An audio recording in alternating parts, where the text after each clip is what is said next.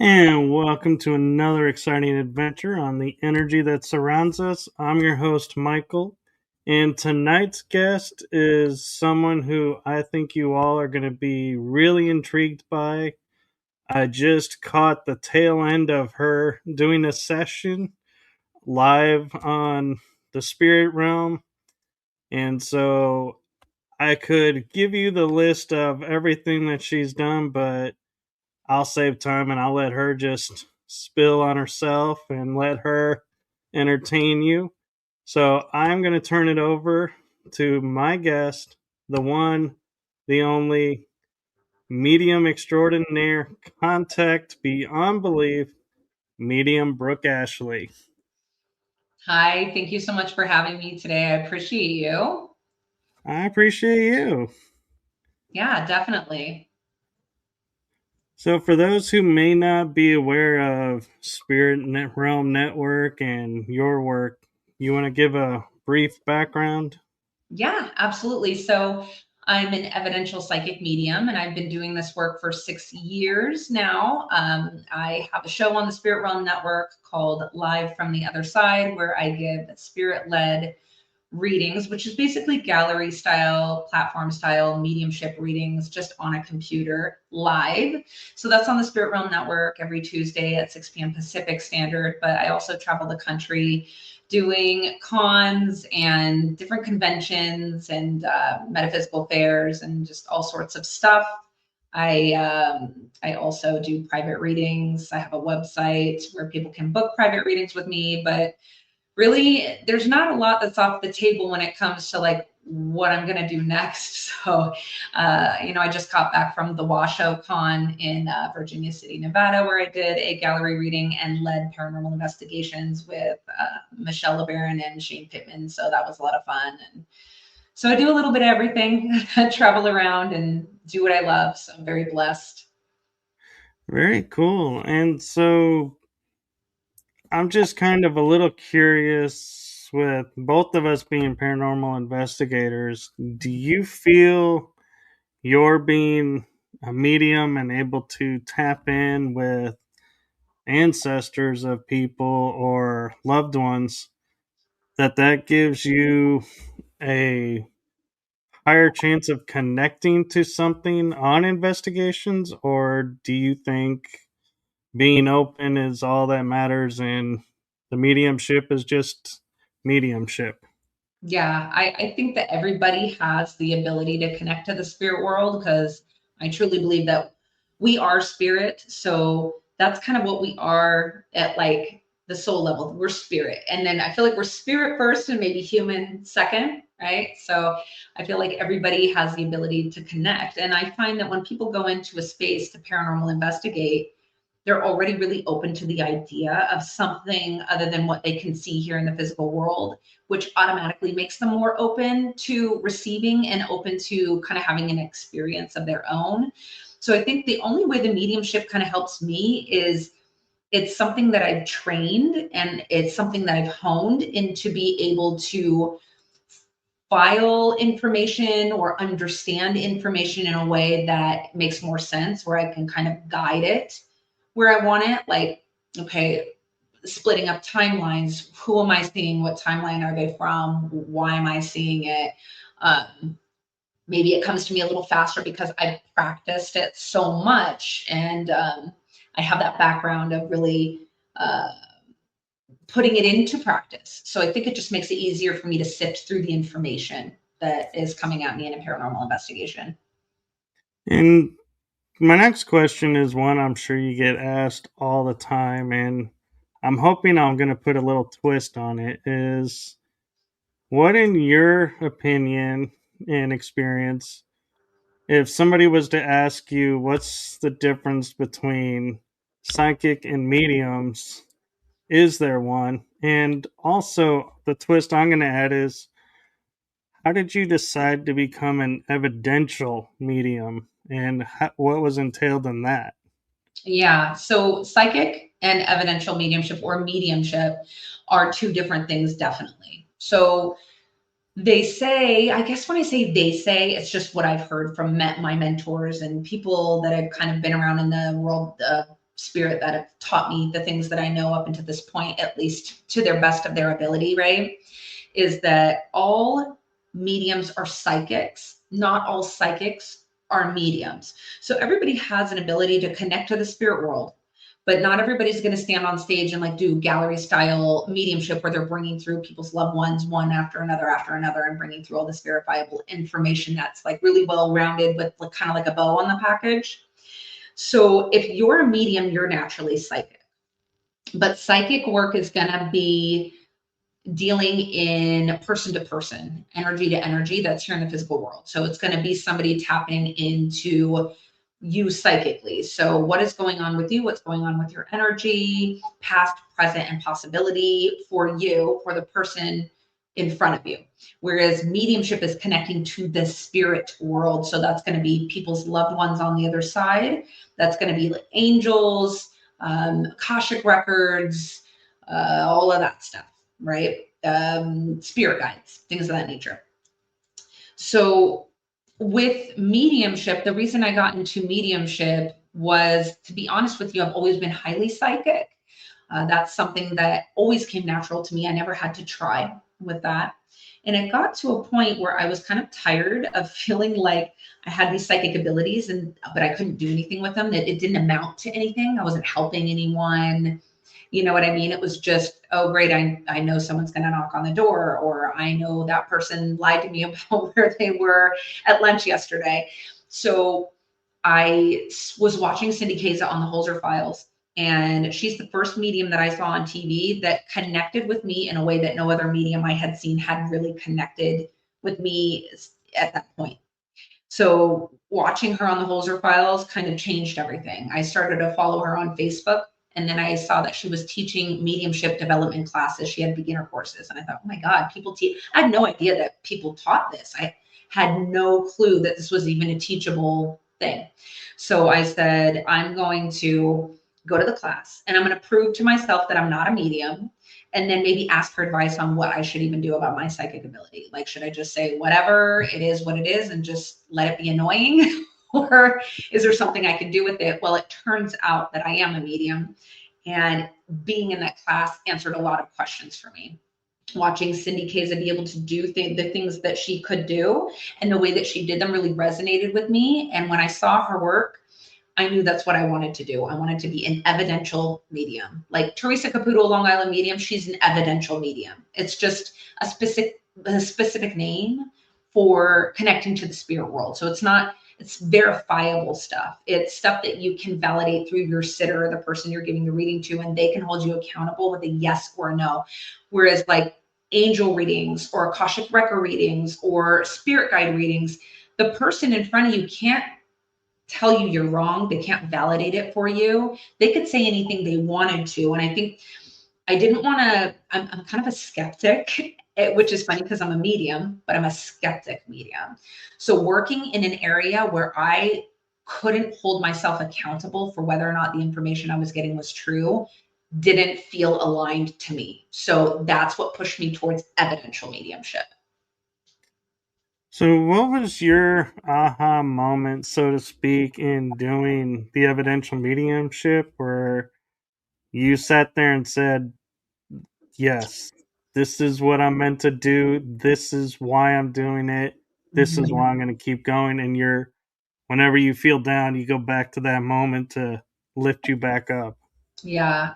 That first class when because she throws you in and she kind of gives you this roadmap to evidential mediumship, because it's kind of like, well, I don't even know where to start. What do I do? So she gives you a good roadmap in those beginners classes. And when I went into a breakout room and I was bringing forward information that felt like I was just making it up, it started to click for me. And that moment allowed me to go, oh my gosh, I've been doing this probably my whole life. I just didn't realize that's what it was, because mediumship feels so much like you are making it up. It's so subtle. It's so unbelievably subtle. You literally feel like you were just daydreaming, making it up. They're like, go, who's here? You're like, I don't know, grandpa. I see sunflowers. I see, and it's all correct. And that's when you go, oh my God, that's how subtle mediumship. Because you think it's like this big, wild thing. You don't know what to expect. And it's really not that. It's just I find mediumship to be so human. It's basically senses. Like you have your seeing, tasting, smelling, hearing, all that in the physical world. Well, you have another set of senses. They're just connected to the spirit part of you, which is clairvoyance, claircognizance, clairaudience. It's a different set of clairs. So when I go back to that first class and some of these aha moments, I think it clicked for me in a way. It was like I've already been doing this, I think, my whole life. And so it felt like that's when it clicked. And it was like, okay, I felt like I was at home. From that class, I trained every day from 6 to 8 hours a day. I trained every single day up until what now? Like 6 years later. So when I started, I did not stop. It clicked. I like, this is what I should have been doing my whole life. And it's just one of those things where and things become very clear to you in that moment. And you're like, wow, nothing's ever going to be the same again. I was also going through a massive spiritual awakening at the time, which is what drew me probably to her class in the first place. So it all just kind of came together. No, that's really cool. And I get asked all the time, and I really honestly don't have an answer for is how do you turn it off when you don't want the mediumship being active? Can you turn it off, or is it always on? I'm lucky enough to be the type of medium who always has her mediumship in the off position. I literally have to flip the switch on in order to receive any information. I'm just naturally in the off position. I know a lot of mediums say that they're not like that they have a huge problem turning it off and they get bombarded or they get bothered a lot by the spirit world. So I usually tell people that creating boundaries, spiritual rituals for boundaries with the spirit world is really important. I didn't realize that my nighttime panic attacks where I would just fly out of bed and it was like I was being buried alive. I didn't realize that was spirit all crowding me while I was trying to go to sleep. So first of all, realizing that's what was happening helped, and then creating boundaries with the spirit world. So you have to create something that feels right to you. If it's a ritual that you don't align with, or when you're doing it, you feel silly or it just doesn't feel aligned, it's probably not going to work, because true, honest belief that the mind is wild, you literally create your own reality. So you have to believe what you're doing in order for it to work. So I personally like to pretend like there's this big gust of like angelic air bursting out and pushing all the spirits back. And I have all the archangels surround me in a circle and push them even further back. And then I have like this white light dome go over me that's impenetrable, and ask them to keep everybody like at the border fence. And then I have this like dome. So that works for me to set the boundary, but you have to do something that works for you. I say that with every ritual, any ritual.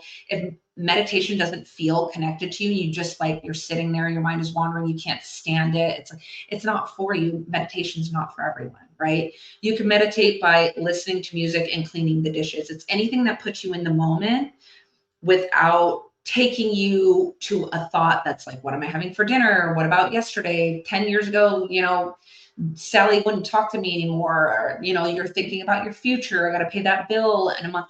All of that keeps you ungrounded. And so just creating rituals, like I'm kind of going off on a tangent. I can go down a rabbit hole, but it's about creating rituals that work for you. You know what I mean? So creating a ritual to protect yourself or create boundaries with the spirit world that feels aligned for you. It has to feel right for you. And if one doesn't work, then try something different, or go on YouTube and look for maybe like meditations that might work for you, or guided meditations, or go into a spiritual community and ask what other people do, because maybe there's somebody who has an idea that clicks with you and aligns with you in a way where you're like, oh my God, I totally align with that. I think I'll try that.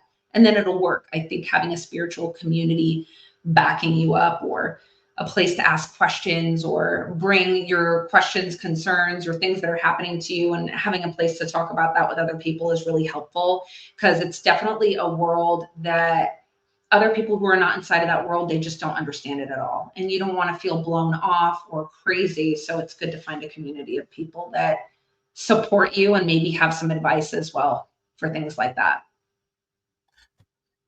No, that's great. And, you're welcome to go on any tangent because I always feel like a lot of great information comes in those tangents. And one thing that I'm really curious about, and it comes from your bio, is you say like you're a lifelong sensitive to the unseen. Mm-hmm. So, did that start when you were a child? And if so, what impact do you think did that have on you growing up?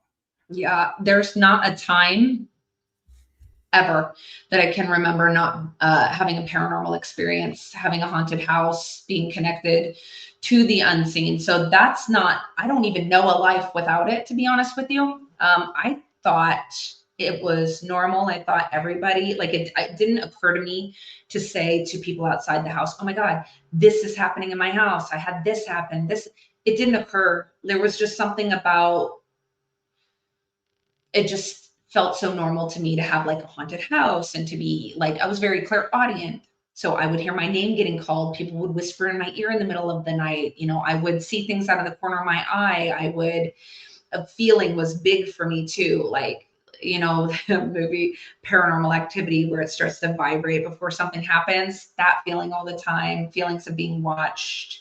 But, living in, haunted locations growing up, just kind of feeling like that was always a part of my life. I never really questioned it. I also have a sister who's 3 years older than me, who is highly open, extremely mediumistic, extremely psychic. And I think her energy really spurred that on as well in every place that we were at. So I was probably haunted from birth because of her, honestly, because she's super open and there was a lot of trauma in our childhood before we got adopted. So she was probably just radiating all sorts of just PK energy as well. So it was crazy I can't even remember a time when it wasn't.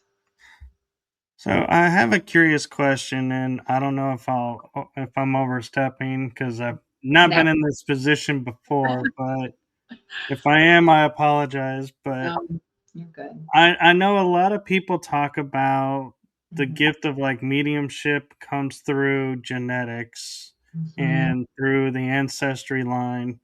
And so I'm wondering, because you both were adopted, Mhm. were they open to it or could it have come through them?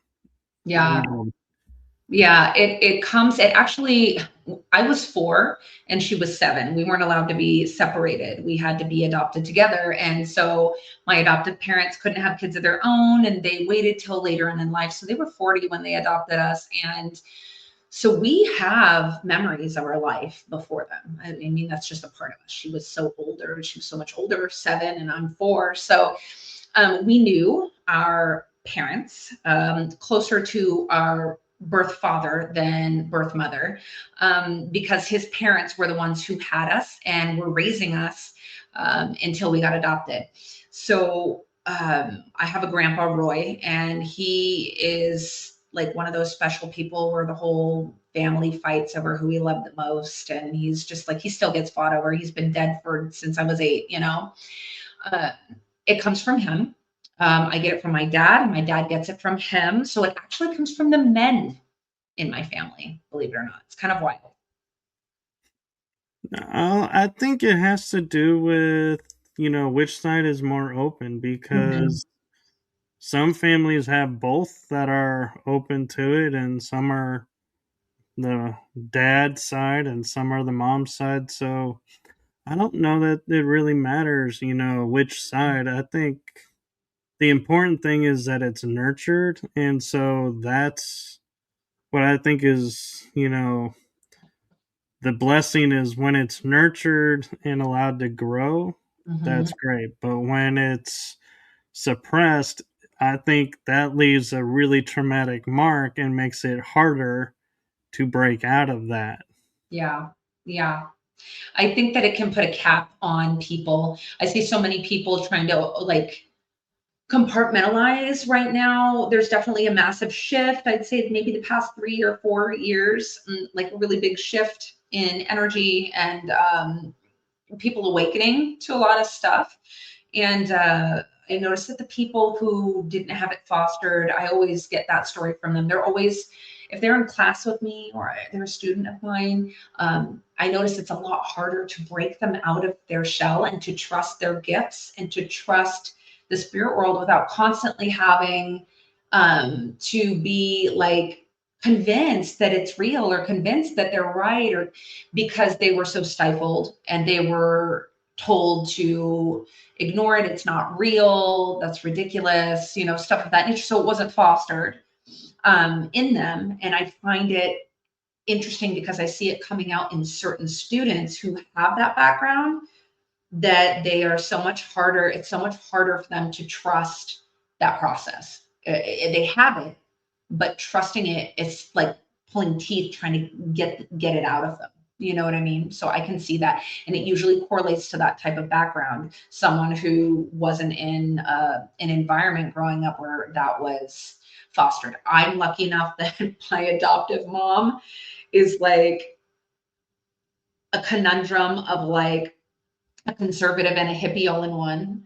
So she's a little more on the conservative side, but she's also like a hippie. Like, so she always fostered that in me and my sister. She's the one who pointed it out, actually. She was like, do you know what psychic is, honey? And I'm like, no. She's like, you and your sister are very psychic. So she fostered it, thank God, because I could have ended up with someone who didn't. And she's a little bit woo-woo. She always has been. I mean, she reads all of the books. She reads like all of the all the books that talk about all the stuff that we kind of know when we step into the spirit world. Is like, the mind is like an incredible place where you can kind of heal yourself. You can change the course of your life. You can, like, all of these things, these really cool self-help books. And she knows all these, like, I don't know, she's like, I call her a mini Buddha. She's literally like, I think she's a Buddhist and she just doesn't claim it, but she was raised Catholic. My grandma was extremely Catholic. And my mom, I think, had a spiritual awakening around the age of like 11 or 12 and realized that she didn't understand what was being told to her. It didn't make any sense. And so she had to start compartmentalizing that. She pulled away from the Catholic Church. So she kind of became a Catholic induced atheist. So it was like Catholicism induced atheism. So she didn't really have, us growing up, we didn't go to church. My parents weren't religious. They didn't have a belief system, anything like that. But my mom has always been really a little on the woo-woo side, thank God, because it allowed us to to feel seen. I mean, my dad's the total opposite. He is like, this is crap. This does not exist. It's not real. It's this, what you see is what you get, and you're worm food when you're gone. And he truly believes that. She's such the opposite. So it was nice to have her. Because if I was left with just him, I don't know that I'd be doing this right now. Oh, I don't know. I think it's healthy to have both sides because I think it helps keep the balance and the grounding to it. Mm-hmm. Yeah, definitely. he's a And he's a fun guy, but he is what you see is what you get, and that's it.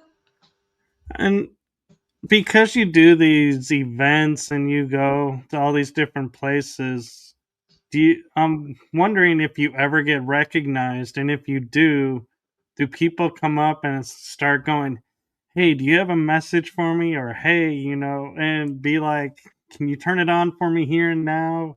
And do you get privacy with that? Nobody knows who I am. Like, I don't know, maybe recently, like within the last couple of trips I've taken, I did the Oregon Ghost Conference and then straight back home, then turn around after 4 days and went to the Washoe Con in Virginia City, Nevada. So we've been traveling for like a month straight almost. But I did notice that there's a little more people like double looking my way, like, I know you. Wait, I know you. You look really familiar. Wait, oh, I think I've seen you on like TikTok, or I've seen. So it's just kind of a little bit, but really, in all honesty, most of the places that I go, people don't know who I am. Like, I'm always having to prove myself a little bit in every environment that I go to, because the people who know me like on TikTok, I never get to really see them in person. The worlds are so separate. all the people who know me on TikTok, because I have like what 32,000 followers on TikTok. So all the people who know it's just TikTok. So when I go and I do an in-person event, most of those people don't have a clue who I am. And like, who's this medium? And then I have to go in, do my job, hit that gallery reading, knock it out of the park. And then after that, I have like, a friend for life, and that usually once you read for them, they're just like, wow, and they're very loving and they follow you and they support you and stuff like that. So, but I find that the TikTok world does not translate into any of the events that I'm doing. Most of the time, it's been my first time there. People are, I mean, like, I'm sure people have seen my face now, especially in the paranormal world, because I have been moving around that space a little bit more. But I wonder how long it would be until I actually felt like someone knew who I was when I walked into a room. Well, the funny reason why I asked that is I had a guest on my show, and when she was on, I had a co host at the time temporarily, and they met at a live event, and she goes up and she gets recognized for being on my show, and I just start laughing when I hear this story because, like you, I go places and nobody recognizes me. Yeah. But the people that are on the show with me get recognized. And I'm like, that is funny to me. I'm like, you get recognized by association, but I don't get recognized. So Yeah. that's interesting. That is interesting. Wild. I don't know how it works out here in these streets. I mean, it's funny too because I mean, I don't know. I feel like it's fun kind of flying under the radar because I have some friends in the community that I don't think it's weird. It's like I meet them, I connect with them. I don't know how big they are. And then like we click, we're besties. And then I'm like, oh my God, they're like huge in the community. Wow, okay, I made good friends. Like Tobe Johnson is one of my really good friends, Toby Johnson and Alicia Pfeiffer. And it's funny because when I linked up with Tobe and Allie, he was just some guy to me who was like putting up flyers all over Port Townsend, Washington. I'm like, who is this guy? Yeah, anyway. And then we ended up linking up through a friend, Jeff, who owned a shop in Port Townsend, and then got him interested in my work. And he's like, well, I want to see her. So then we linked up and just started immediately working together, like me, Martin, my partner, and him and Allie. And we started doing some projects together and just some fun stuff together. And now we're like, really close friends and just adore them, right? And it's like I didn't even know when I met him that he was like on Expedition Bigfoot. He was on two big documentaries, A Flash of Beauty, Bigfoot Revealed, A Flash of Beauty, Paranormal Bigfoot. And I found out after I met him, and I was like, oh wow, that's wild. And so it's funny because it's like I fly under the radar, but I make really cool friends. I just got a chance to kind of like hang out with Shane Pittman and work alongside him, and that was really fun. And Tara and Ryan McLeod and Michelle LeBaron, and that was like a lot of fun. I got to meet Janice. God, how do you say her last name? She's an author in Nevada. She's incredible. She was on like an episode of Ghost Hunters. And then Dave, I'll be hanging out with Dave tomorrow. Is tomorrow? No, the day after tomorrow at the Palmer with Dave and Winnie, Dave Schrader and Winnie Schrader. So it's like I know these people. I like, but I'm not there. You know what I mean? And it's kind of nice being able to fly under the radar because I get to kind of move around and not really be noticed or seen or have to entertain all the time. You know what I mean? So it's kind of nice.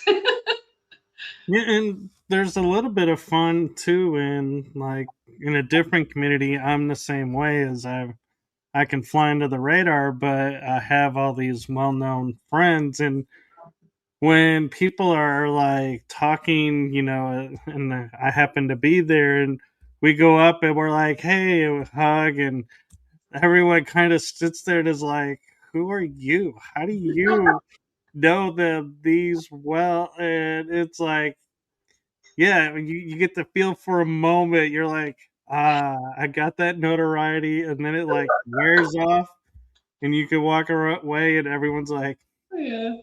yeah, I don't remember that guy. Yeah. I don't know. For me, it's just, I just, I love what I do so much. None of the rest of it really matters to me. Like, the only thing I care about is being able to bring clear, concise, evidential connections for people in the living to know that their loved ones have not left them. And that, those, that tear that streams down, your client's eye, when you see something change in them, when you're bringing that connection together and you're able to be the facilitator for that, I mean, like, that's really why I do what I do. I love it so much. The other stuff is just like a fun perk, like getting to travel around and getting to do like fun stuff. I don't like to take myself too seriously. You know what I mean? It's like, if I can do mediumship readings and bring people that connection, the rest of it's just kind of a bonus or fun, a little cherry on top. You know what I mean? So I just Yeah, love it.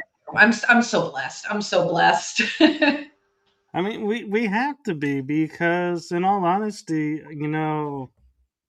like flying under the radar like we do, we get to see all the rise and the falls and Mhm, everything that's people's doing, and realizing, yeah, if you get caught up in, oh, I'm on TV and everything, and oh, now I got this deal and this deal. mhm, All of a suddenly, it's like when all that ends, everyone's like, "Who are you?" And nobody remembers you. But if you're consistent in doing what you're doing, mhm, people are like, "Hey, I've seen you on Facebook, or I've seen you on YouTube. I really like what you're doing," and people recognize you more for that mhm. than being on the TV shows and having like the 15 seconds of fame, as they call it, because TV shows come and go, but people doing like podcast shows and everything, they tend to be a little bit around more, Yeah, but we're still in the same boat of, yeah, as long as I'm consistently doing shows and I'm on the right networks and I'm on the right this and that, people see me. But if I don't do them, nobody would know who I was, and you have to be okay with that. yeah. I feel like as long as you're doing something out of the adventure, the love for it, the passion, like, it's always going to translate. It'll translate. So if you're doing something out of like expectation to get some sort of, recognition or something specific out of it, I always find that the intention that you go in with will kind of result in like how that's received or how that pans out, really.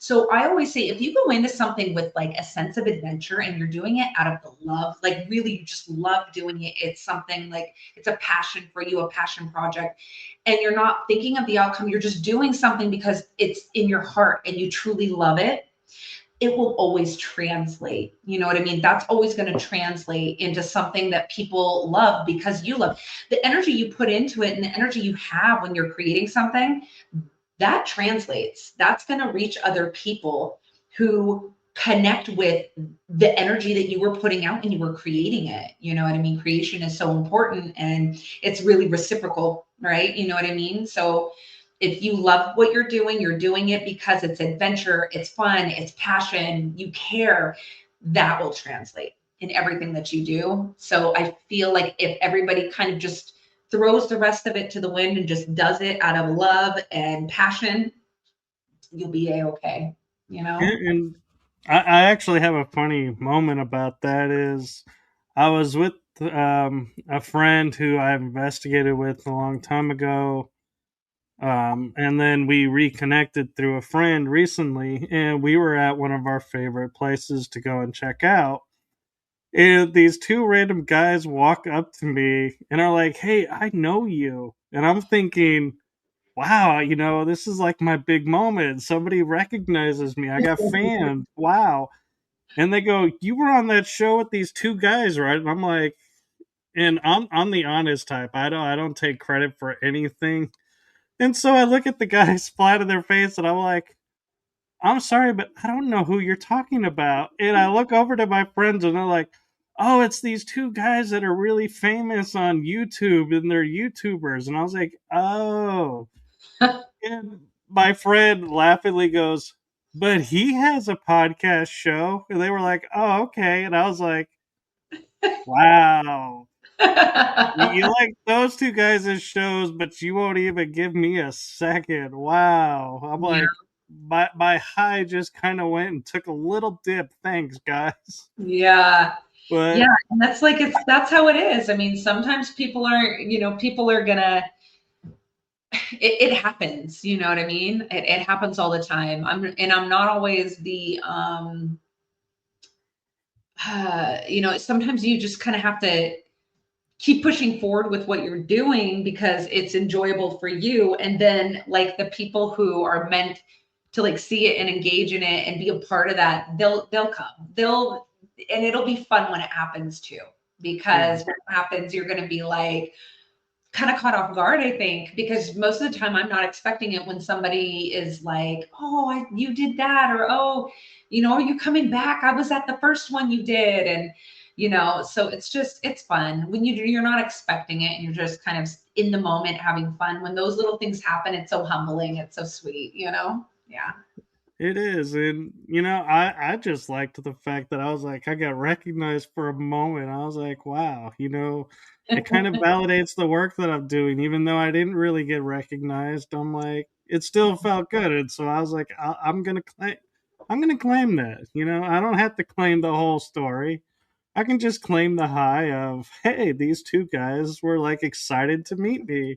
And if these two are, others will be too. And it is true, like you say, we can't do, if we do our shows and we do our investigations to get notoriety and to get famous and everything, I don't think it works. And the reason I say that is like with the investigation side, the spirits and the entities and the beings that are there, they can read your intentions. Mm, And if yeah. they're like, oh, you're here just to be on TV, they're Mhm. probably going to leave you alone and be like, yeah, whatever, you don't care about us. Why should we care about you? Yeah. Where when you're there genuinely to connect, Mhm. then they're like, hey, here's somebody who's genuine and authentic. Let's, communicate. Let's, have fun with these people. And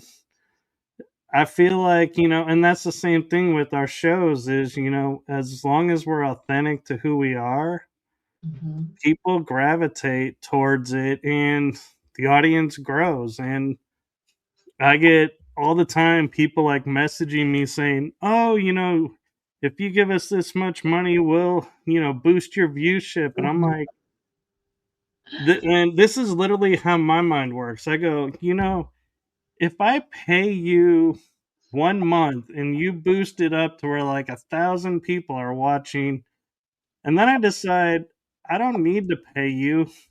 These 1,000 people now have seen. Let's, ride that wave. And you drop down to like five. People are Yeah. going to look and go, I think this show peaked and now it's gone downhill. And so I'm going to cut my losses and you're going to lose people Mhm. because the numbers went up and then took a heavy drop. And so I'm like, nope, I will ride the natural wave. Mhm. And I I, agree. Yeah. Yeah. You got to be careful with that stuff. I never know either, too, with that like boosting on social medias and stuff. I just feel like it's funny because I feel like it's like if you do it, like I have this worry that you'll do it, and then if you don't do it again, they'll punish you. So then now I'm like, well, yeah, I'm not gonna show you to anybody, and it's like, so I'm like, I don't even want to get into that like rigmarole. I know. Or they'll be like, oh, now that you've done this, now you got to do this, this, and this to maintain. And it's like, I didn't sign up for that. Yeah. No, no. And now I got to figure out how to clean this mess up now Right. because this is not what I bargained for. And I hope everybody's, sticks with it. And I Yeah. think too the important thing that why my shows are doing well and your shows are doing well is we do them for ourselves and Mhm. what interests us. We don't sit there and survey the people that are watching and going, "What do you want? What do Yeah. you want me to talk about?" Because I feel like if I do that, it's no longer my show. It's Yeah. now become your show. And so I'm working for you. And so I'm Mhm. like, I'll do it if you pay me, but if you ain't paying me, Mhm. you're just going to go along for the ride of what my mind is into.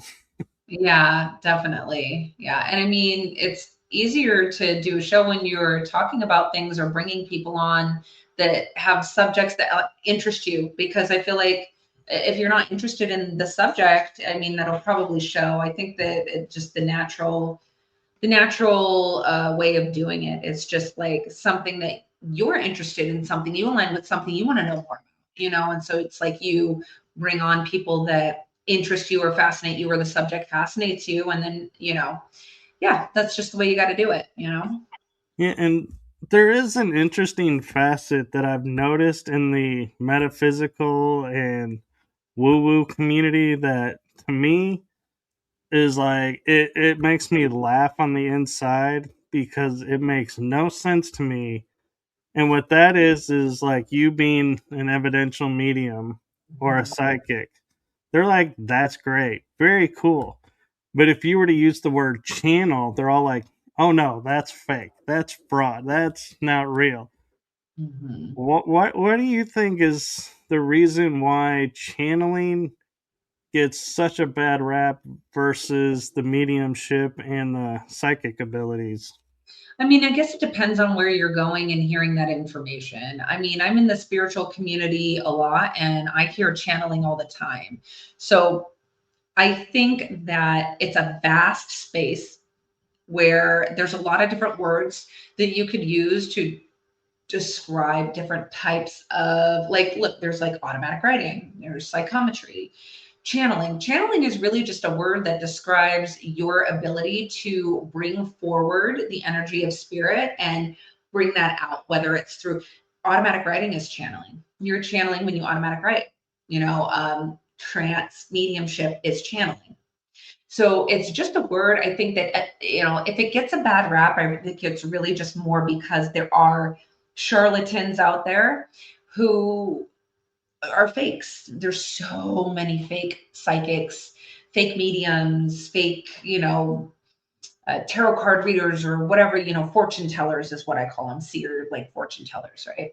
So because there's so much of this verbiage and terminology that can be intertwined in a lot of these spaces, if somebody has like a bad or a negative experience with someone who's used that terminology, they're going to kind of tack that word onto their experience for what's being done. But it's really just a term that can be used for different types of connecting to the spirit world.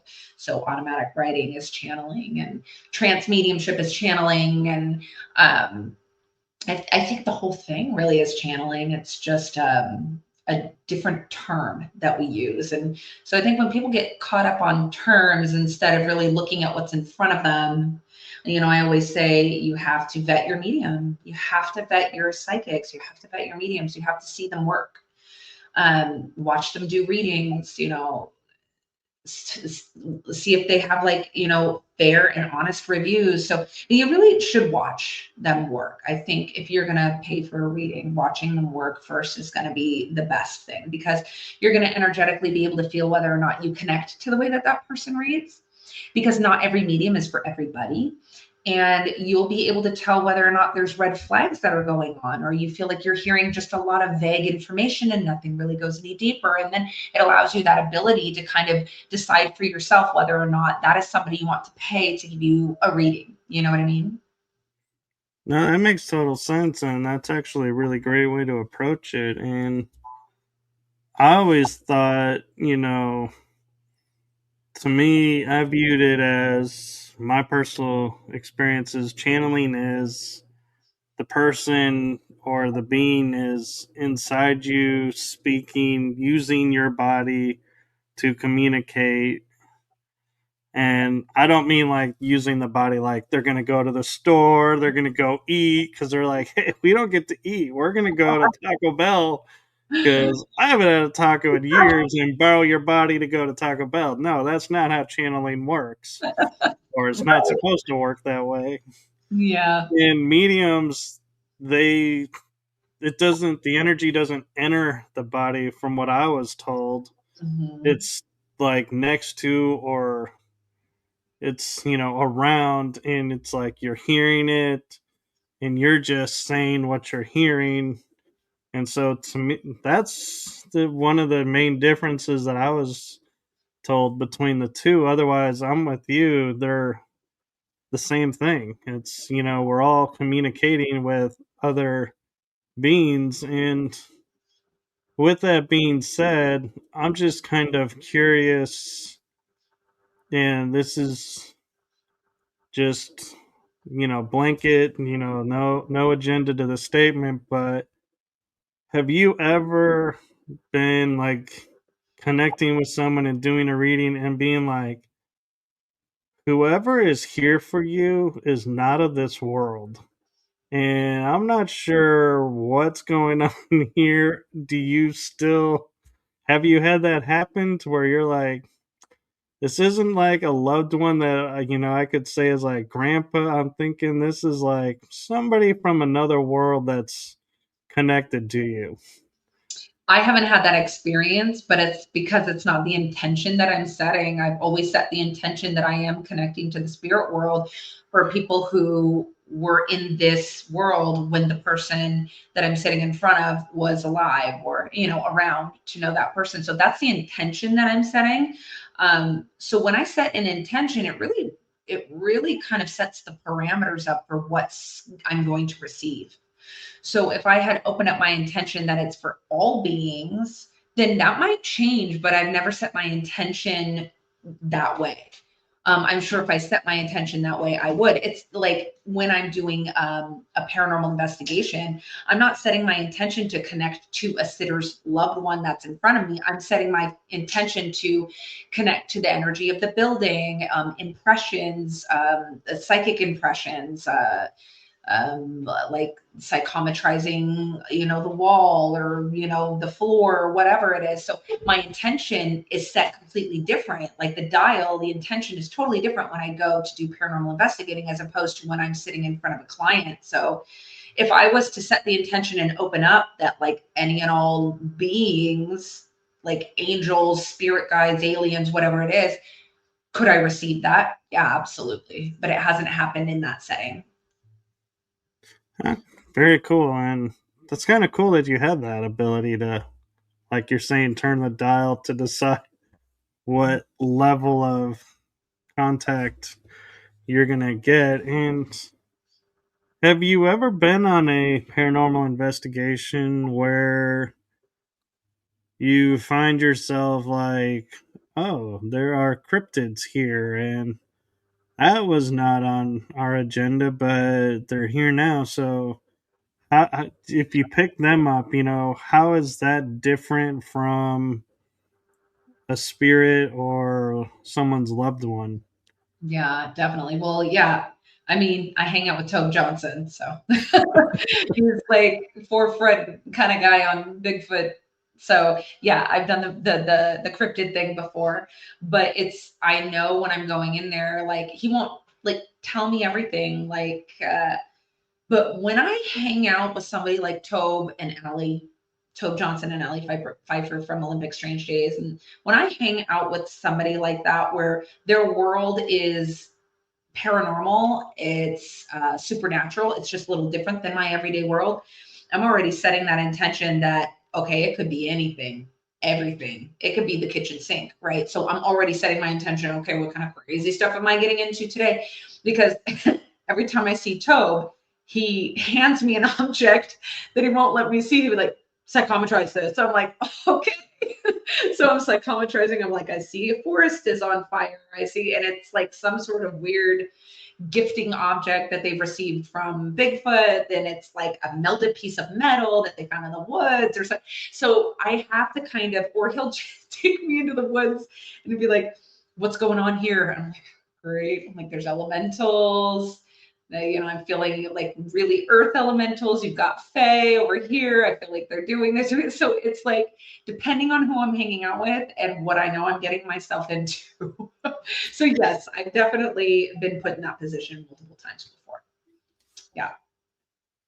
So, what has been your favorite moment in paranormal investigating and, doing your evidential mediumship that it's similar to your aha moment, that lifts you up, but it's a moment where it's just like you just like, you know, I just love remembering that moment, that event, or that occurrence. Do you have any of those? So many of them. I feel like my whole life, ever since I had a spiritual awakening, is just one those moments over and over and over again. Because Mart and I are just going on adventures all the time. So we have Earthly Imprint Paranormal, which is our paranormal team. It just consists of us two. We literally just travel the country and go, well, let's go here. Well, let's try this. Well, let's try to get into here. And every single time we do something together, we open this incredible door that we were not expecting. And it's like, how did that happen? Like, we made buddy buddy with Chris Fisk from Butte, Montana. Like, I don't, how did that happen? I don't know. But do I have Chris Fisk in my speed dial on my cell phone? Yes. I feel like that's a pinch me moment because nothing against my wonderful friend Dave Schrader or Cindy, who my incredible mentor, but Ghost of Devil's Perch, like the peak of that show for me was Chris Fisk. Like, history is my life. I love it. I'm obsessed with history, like especially anything 1800s. I'm like absolutely obsessed with history. And Chris Fisk was like the historian on that entire series. So when I linked up with him and became buddy buddy with him, that was a cool moment because you talk about getting recognized. I was like fangirling over Chris Fisk. He dropped the keys off to the Dumas brothel for me because David Prince, who owns the Dumas, was not in town at the time. And Mart and I had it for the night. And so we called, um, we called David and he was like, well, I'm not there, but this guy who like basically has the keys to the city, his name's Chris Fisk. I'm like, Chris Fisk is going to give us the keys to the Dumas? He's like, yeah. He's like, do you know who he is? I'm like, are you kidding me? So I got Chris's number and texted him. I was like, hey, we're going to be here around this time. We're going to have dinner. No big deal. Whenever you can get the key to us. He met us at the restaurant across the street and just sat down in the booth because I texted him. I was like, I feel like I'm fangirling. Like for a history buff, you're like you're like Brad Pitt. He was like, oh, and Chris Fisk's favorite thing is he likes to curse. He says F you, but he couldn't believe that somebody actually like saw him like that. And I was like, no, you're awesome. So that was kind of a pinch me moment because he came and sat down and was talking with us and he was like, I know you. I was like, you do?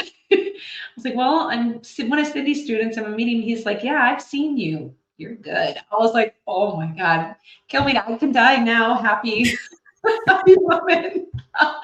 So little things like that, like Chris Fisk is in my cell phone. Like we chat all the time. Like I'm friends with Tobe Johnson and Allie Pfeiffer. I don't know. It's everything is a pinch me moment, right? Because I feel like like it's wild. These are people who have so much more experience in this field than I do, and people who are brilliant. Cindy, brilliant. She's just an incredible mentor. Just all these people that I get to surround myself with in life, it's pretty incredible because I just I guess I never thought I would be so lucky to surround myself with so many brilliant minds and always feel like I'm learning something new or absorbing something new. It's really cool. I'm really blessed. Yeah. Yeah. I have that innate gift of, like, if you and I were to meet in public, we would talk just like normal everyday people. But the Mhm. second we parted, that's when I would go into like, oh my god, I can't believe I just talked to Brooke. Oh my god, I can't believe we were like just hanging out. It's like I will fan away from the person, but not in front of the person. Well, that's flattering because I so don't see myself that way. I'm just like stumbling through life, like thinking, oh my God, did I put my foot in my mouth? It's like I'm one of those people who's like, why am I here? I don't belong here.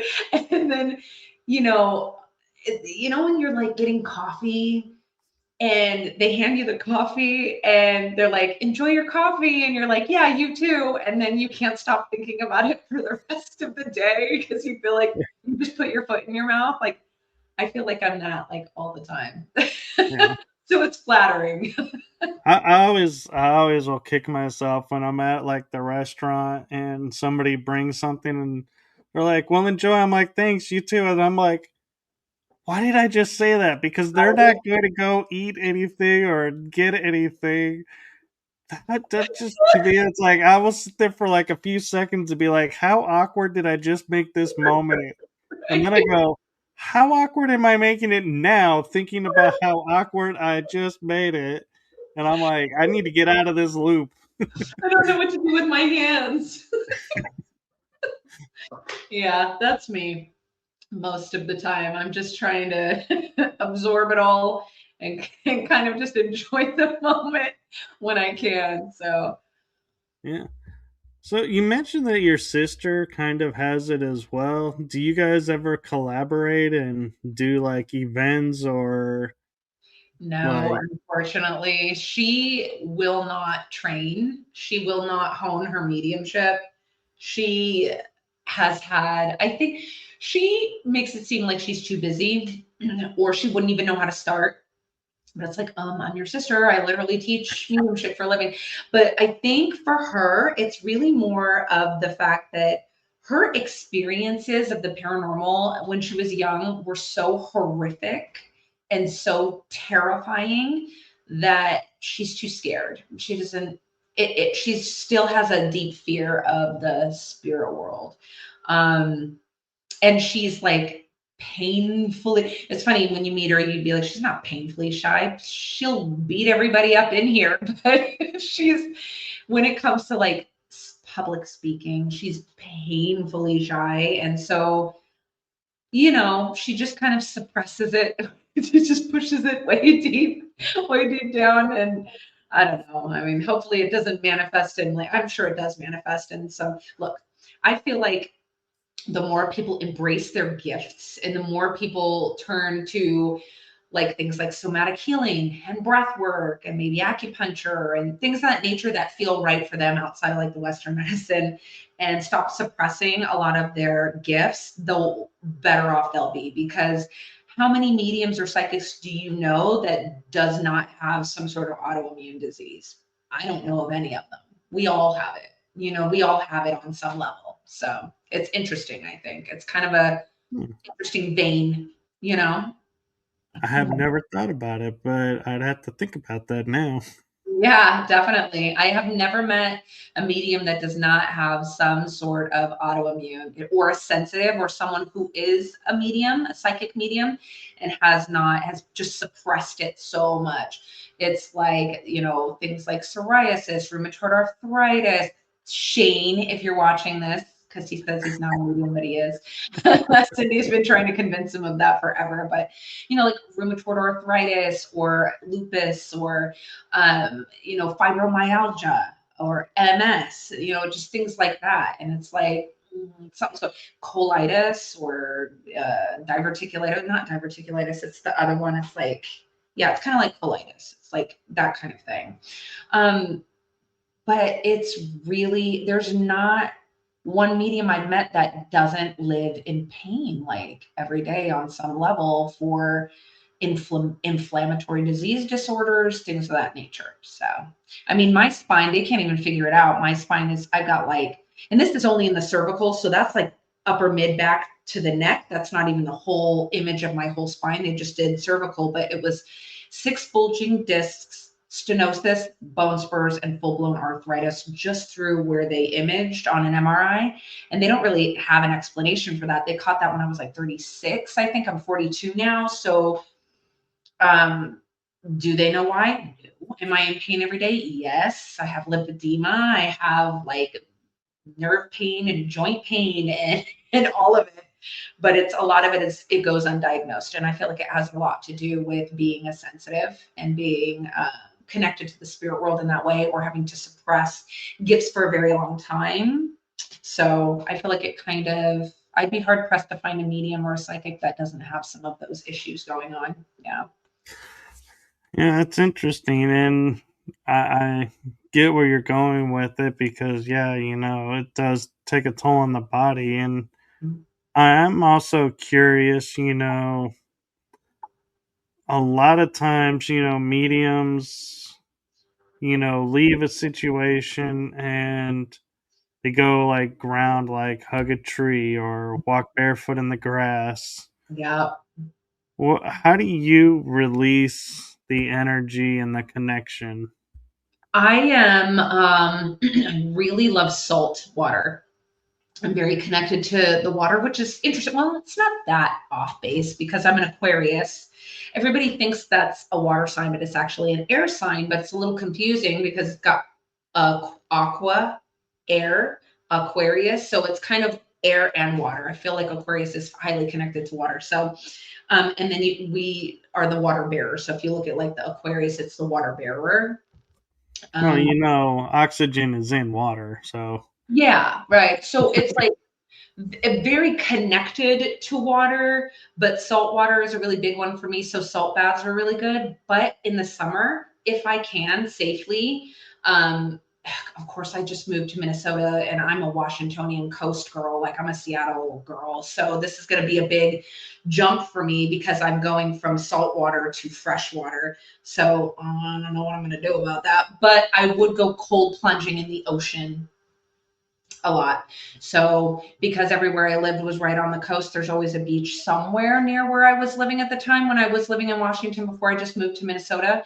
So I would literally just go out and just jump into the salt yeah. water and I just think I had the solution for you oh yeah. because everything works on intention. Mm-hmm. Why can't you jump into the fresh water and say, taking a salt bath? Oh, that's true. That's true. Very, very true. Definitely. So it's just for me, it's like water and I like to cold plunge. And if look, I'm not a doctor, I don't diagnose. I don't want to tell somebody to do something that would be a shock to their system in a negative way. So please make sure that you consult with a doctor before you do it. But cold plunging, like as cold as you can get for a very short period of time, maybe keep your hands out so that you know what I mean? But cold plunging, fantastic. Fantastic. And like it's like this euphoric state when you get out of there and your body's trying to warm back up again. It's very euphoric. It calms you down. It's very kind of lets you slow down for a minute and ground. So I love cold plunging. I love it. You just need to be careful when you're doing it. Where are you doing it at? What is the temp? Like, you want to make sure that you're like not putting yourself in a position to accidentally drown or something like that, or go into hypothermic shock. So, but cold plunging is really nice. I would do it. I would say that's a really good one when I can. And then other than that, I just go out in nature and just spend some time out there. Oh, like alone, no music, just sitting with like the sounds of like nature and just breathing in the air, maybe doing some breath work and just sitting in that moment. So grounding is really important, but a lot of times people are like, well, I don't understand what that means. What is grounding? And a lot of people can't explain it to them. They're like, well, it's where you're connecting to the earth. You have to put your feet in the earth, and that's not always necessarily what it is. The best way to describe grounding, in my opinion, is you are literally nowhere else other than in that moment, in that second, and nothing else exists. Not 5 seconds before, not 5 seconds, in front of it, that moment. So how can you do that, right? I like to go out into nature and I literally pay attention to every single thing that's going on. Oh, I heard that car. Oh, that bird has some red on it. It's got a yellow beak. Oh, look at that leaf. It's falling to the ground.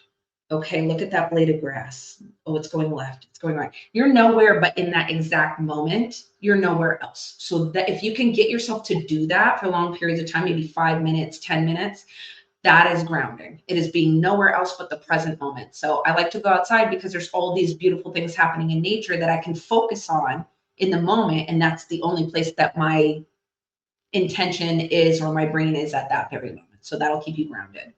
Yeah, I'll have to take your word on the cold plunge because this is going to sound somewhat embarrassing, but if I take a cold shower, I will start to sneeze for Oh, hours. It's like my body will go into sick mode wow. because it got cold. That's And interesting. I literally feel like my bones have ice growing on them if I stay in too long. And so I'm like, if the water is cold and it's not warming up, I'll be like, in, quickly, out. And I'm like, right into the towel. And I'm like, I got to get my body temp back up. But Yeah. yeah, Yeah. my, Well, fair enough, but I will say this, like I'm a baby about it too. Like I will do the cold plunge, but I don't do like there's a guy called Cold Plunge Cam and he has an Instagram and his Instagram is all about like his mental health and how his cold plunging like really helps him work through like a lot of his mental health stuff. And he lets his body warm up naturally. Like he will not like do anything extra to warm himself. He'll make his body do it on its own. I will go straight into the hot shower. I'm not going to sit there because I won't. I can't regulate my body temperature at all. So because I can't regulate my own body temperature, I will freeze to death. It'd be like 8 hours of me inside of a sleeping bag doing this, no joke, to try to get my body to finally acclimate back. So I will do the cold plunge and then go take a hot shower afterwards. I'll cheat a little bit. yeah, see, I go into steam rooms and saunas, and I'm the guy, I will sit in the corner by myself because I will be moving my arms and doing everything I can to like raise the ambient temperature. And I'm like, the hotter it feels, the more natural and calming I will feel. And I Yeah, could have sweat dripping down my face, and I will be like, it could still be hotter. This isn't really that hot yet. And I'm like, and for me, like my normal body temperature, I checked it one day when I was feeling like really on top of everything, and it was like 101 oh my or God. 100 degrees, like 99 to 100, not Mhm, 101.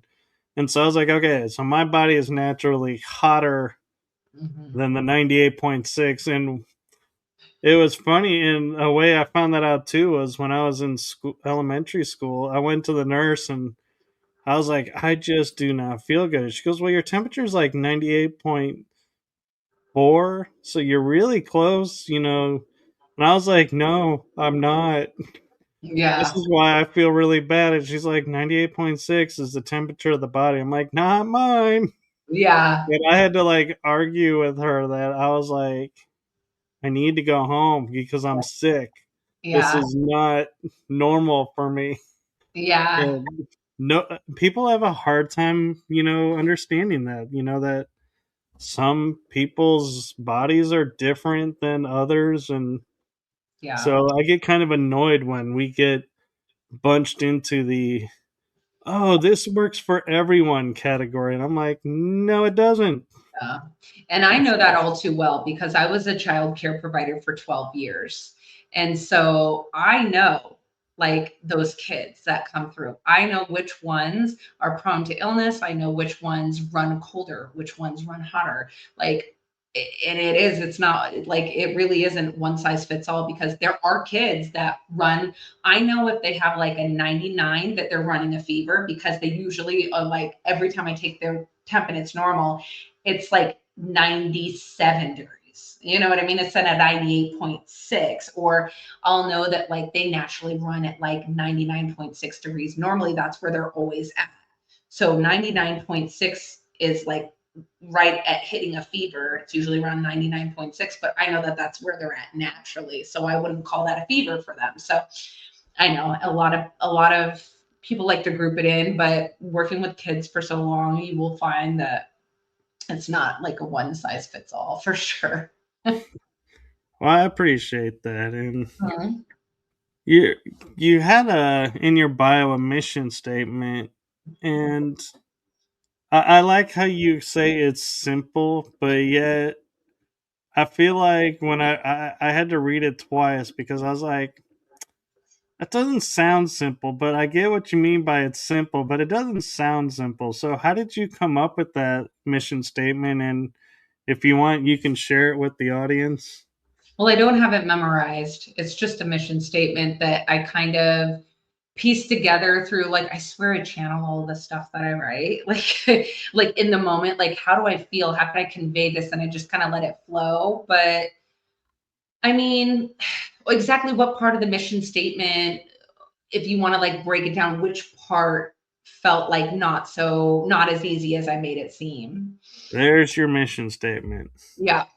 Okay, there we go. Yeah, I swear I write this stuff, I channel it, and then I just put it up, and then I never have to write it again. I'm like, I channeled it. That's how I felt in the moment. So, um, yeah, exactly. Yeah. It is simple. Well, it's a simple mission, really, right? The mission is simple. It's not this complicated, sort of like woo woo out there, just kind of nutty thing. The simplicity is in, I want to demonstrate to you that your loved ones have never left you and that love connects you always and that that is palpable and still exists, you know? So it's simple to me in the way that I just want to make sure that, look, Yeah.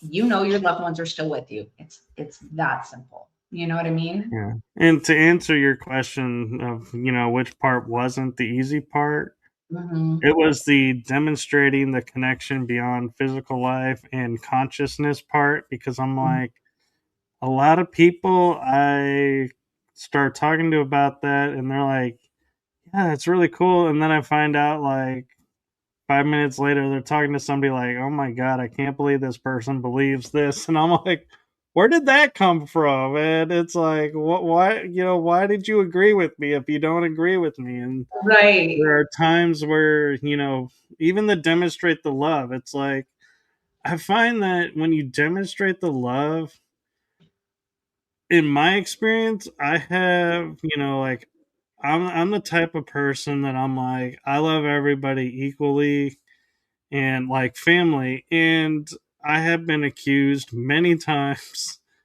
of being overly loving and inappropriate almost. And I'm like, I'm not. And it's like I could put my hand on his shoulder and be like, oh, I feel for you. And somebody's like, no, you shouldn't have touched that person. You shouldn't have done this or that. And I'm like, what is going on? And it's like, that's what I mean by, it gets complicated because it seems simple to demonstrate love, but Mhm. you can get in a lot of trouble demonstrating love because people misinterpret it.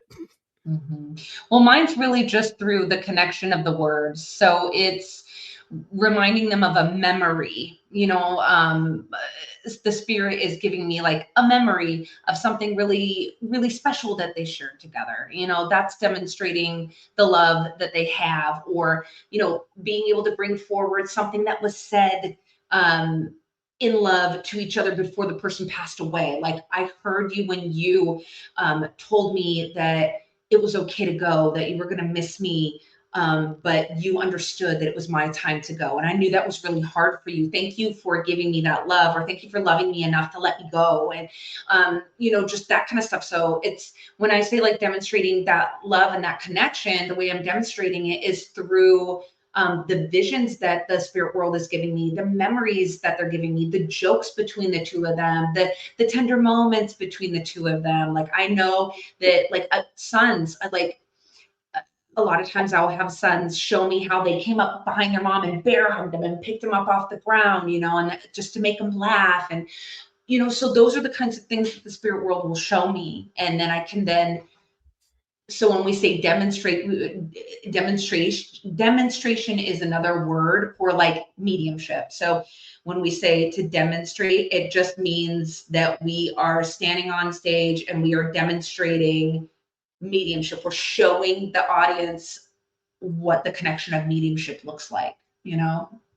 And I love that. And that, I think probably because of having experience as a channel, it's like natural for me to just do that, and I don't pay attention to societal rules sometimes, and it's like I'm not like grabbing people inappropriately, so I Yeah, don't want that being thought, but it's like, like a hug can be misinterpreted sometimes, and I just I kind of find myself a lot of times going, I'm waiting for the day when I wake up and the world is like, we all understand each other. There's no more of this division and yeah, misinterpretation. We're all on the same page. And yeah. until then, it's like, yeah, we're just in survival mode. I know. Isn't that the worst sometimes though? It's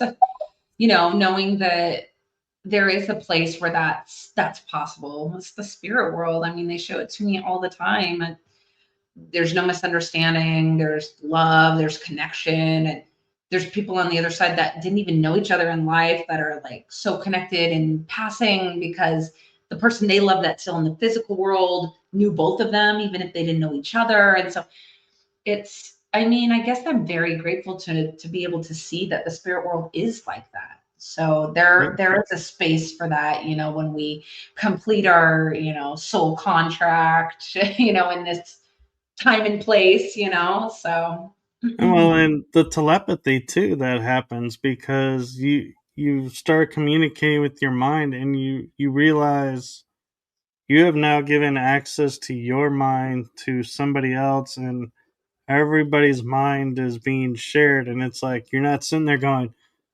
okay, read my mind, but don't read this part. yeah. Don't scan over here, and it's like, and I know there are people that are probably like that, are going, I don't want to be telepathic because I don't want this part of my life, shared with somebody else. And I understand that privacy, Mhm. but there's also the fact that you're not being, they're not talking to you with the intention of, we're going to go get all your secrets. We're going Yeah, to probe your mind and we're going to get everything and then we're going to cut you loose. It's like, that's not who they are. They're just communicating. And I yeah, think a lot of people miss out because they're too afraid of what they judge is going to happen versus what we feel really does happen. yeah, yeah, yeah. I understand that. It's a wild place. It is.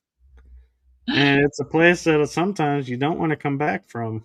Yeah, it's interesting, there's so many concepts out there, concepts about, I mean, you could drive yourself crazy thinking about it if you think about it too much, um, going down the rabbit hole because you don't want to get so lost. I mean, going down the rabbit hole is fun, but you don't want to get so lost in it that it consumes your life because you still have like your mission here and this contract and this moment and this soul contract. So to get so distracted by other things, that you lose this moment of life that you have here because life is really precious if you think about it. And I think I didn't even realize that, or I didn't see it as clearly how precious life is until I started working with the dead, until I started working with spirit.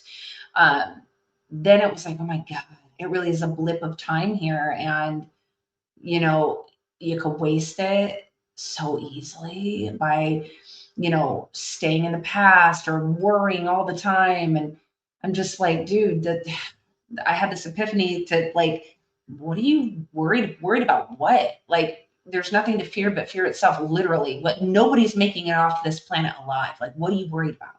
Right. And so I just stopped worrying. I'm just like, I don't worry ever anymore. I'm never scared about anything. And it's just like, man, that makes life so much nicer. So much No, nicer. I'm just laughing over the fact you said nobody leaves this world. We're all gonna die here. I'm like, wow, that is one side of the coin extreme.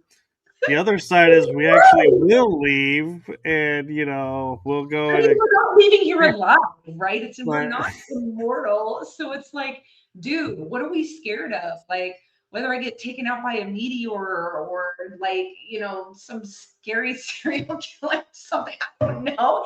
Like, look, no one's gonna make it here forever. So don't fear things. Just live. Like, and the moment I let go of fear, I want for nothing. It is the craziest thing. I don't Yeah. worry about money. I always have it. I don't worry about a roof over my head. I always have it. I worry about nothing and it comes to me. Like, it's just, I don't know where it comes from. It just does. It's always Yeah. there, you I, know? I'm yeah, I'm the same way, but having had 3 near death experiences, at Mhm. least that I can remember, I do have the preference of don't have a meteor or a car smash my body, because if I am coming back, if it is one of those experiences, Oh, I yeah. kind of want, the body to come back to, and not be sitting there going, Right. okay, I'm ready to come back, but my body has been flattened by this meteor and Right. is now crisp. So Right. Just make that specification like, hey, if you're going to get me with a meteor, just take me to the spirit world, okay? Like, make just, sure that's the one and done trip, and not the we gotta return to finish something. exactly. Exactly. Although that would be kind of funny in a way when you think about it, going and being like the medical examiner that's like, this poor guy is flat and burnt to a crisp, and all of a sudden, like, the body starts reshaping because you're pushing yourself in it and reforming, and then you're like, just Oh, shake off the burnt stuff and be like, hi, that's doc. that is the world's craziest like superhero movie right there. Love it. Oh. Well, thank you for your time, and thank you for sharing everything with us. And before I end this, I want to give a moment for you to plug where people can find you and any events that you have coming up. Yeah, absolutely. Well, first of all, thank you so much for having me. This has been a blast. And you guys can find me on my website, mediumbrookeashley.com. Usually everything I'm going to do is posted in there. So not only can you book private readings with me on my website, mediumbrookeashley.com, but you can also, under events, see all of the places I'm going to be and even maybe buy tickets straight from my website, from wherever it's going to be at. You can catch me this weekend. It's Thursday, Friday, and possibly Saturday, I believe, at the Palmer House in Sauk Center, Minnesota. I will be at the pajama party. They're having a pajama party at the Palmer, and I'm going to be doing readings there. So that's going to be Thursday, Friday, and Saturday, I believe. And then you can catch me in San Diego at the Transcendence Retreat in is that September? Yeah. In September. You can also find me at the Boyd Paranormal Convention in September.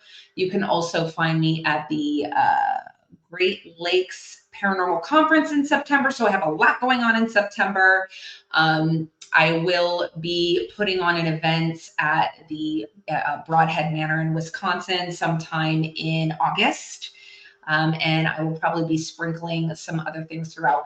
I also have my paranormal convention. It's the first year that we're having it. It is going to be Olympic Paranormal Sci-Fest in Quilcene, Washington.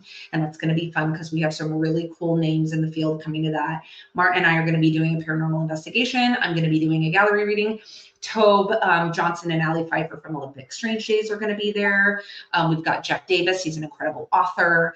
We've got a bunch of people coming, so that's going to be really fun. That's actually the end of May. So I'll be in Washington the end of May. And then in September, I'll be in San Diego, Wisconsin, and Minnesota. Palmer House in the next couple days. But if you want to keep up on where I'm going to be and anything I'm adding to my calendar, then you can always just check out my website, mediumbrookeashley.com. And my Facebook is Mediumship with Brooke Ashley. So those are some places you can find me. Very cool, man. Wow, you are busy. I'm trying. Got to keep myself busy, otherwise I get bored. Yeah, and you have a show on the Spirit Realm, don't you? Spirit Yes. Realm Network. Work, yep, every Tuesday at 6 p.m. Pacific time, 9 p.m. Eastern. that's called Live from the Other Side with Brooke Ashley. And it's basically every single Tuesday on the Spirit Realm Network Facebook page. That's where it gets streamed. So it's the Spirit Realm Network, and it's their Facebook page where they stream the live shows. It's basically an hour-long show where I just go spirit-led, and people in the comments come on in, you watch it. You never know, your loved one could be the one that comes through that day. And I usually read anywhere from 6 to 10 readings in that hour time frame. So that's always really fun as well. Mm-hmm. Very cool. And so I actually have a message for you, and it comes from me, and it is from my heart and the heart of my shows to you. Thank you for what you're doing for the spiritual community, paranormal community, everything. It's seen, felt, and heard. So thank you. Thank you so much. That means the world. Thank you. I really appreciate it. And thank you again for coming on. And maybe we can have you back on again in the future and talk some more about this. And so be sure to like, subscribe, and follow Brooke on her stuff and my shows, because you never know when she might be popping up.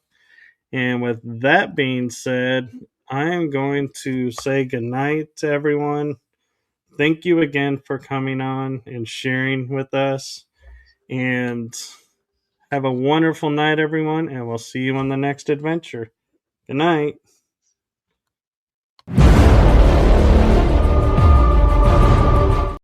Oh, I love when the outro doesn't work.